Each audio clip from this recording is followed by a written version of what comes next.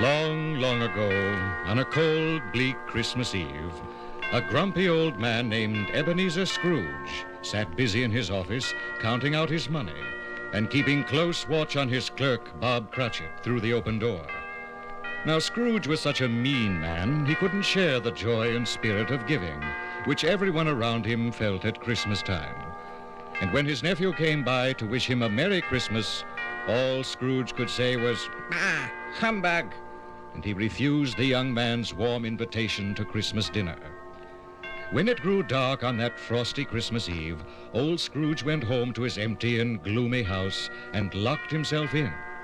As he sat by the fire before going to bed, he was startled by an apparition.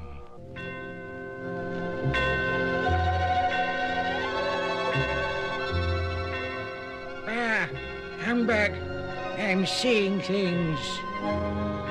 But in an instant, Scrooge realized that standing before him was the ghost of Jacob Marley, his former business partner who had died on Christmas Eve just 7 years ago.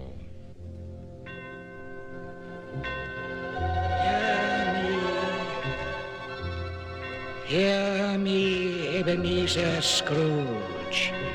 I am now doomed to walk forever over the world among my fellow men, because I shunned them and showed them little kindness in life.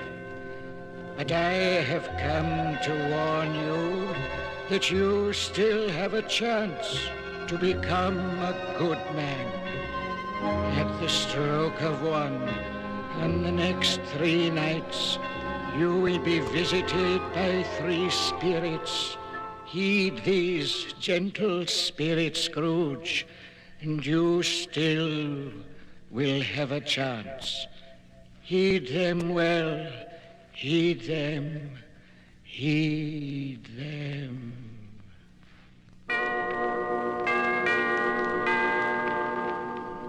On the following night at exactly 1 o'clock, a spirit appeared.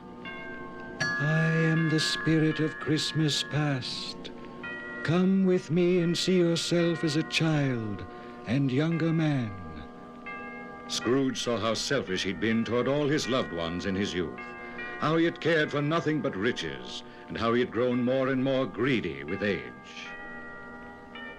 On the second night, the clock struck and the spirit of Christmas present appeared.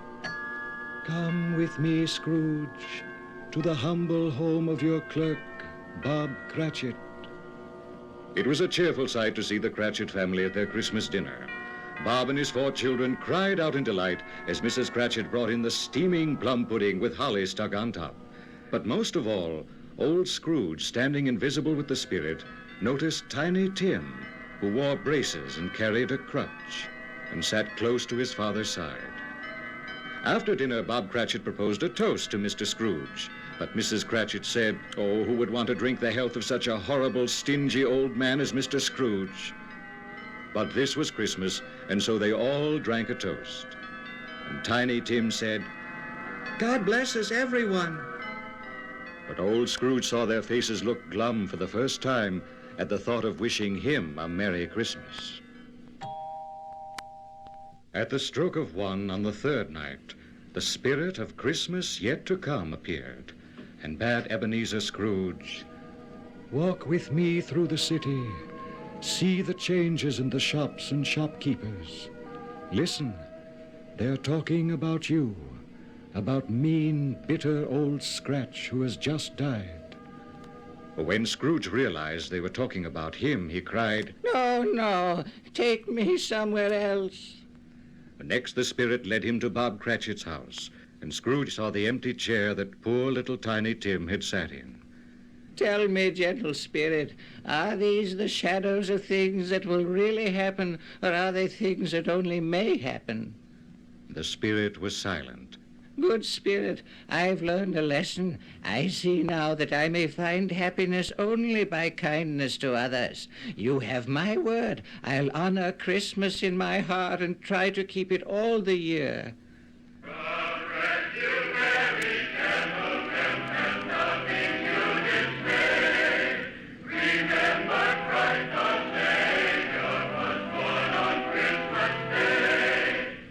Next morning, Ebenezer Scrooge awoke a changed man.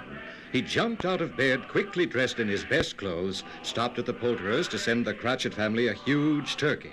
Merry Christmas! Merry Christmas! He cried everywhere he went as he made his way to his nephew's house for dinner. Merry Christmas, Bob, my good fellow. This Christmas I have a special gift for you. A raise in salary. Well, thereafter, Ebenezer became a good friend to everyone, especially to Tiny Tim, who lived on. Scrooge's heart was filled with joy and laughter, and it was always said of him that he knew how to keep the Christmas well.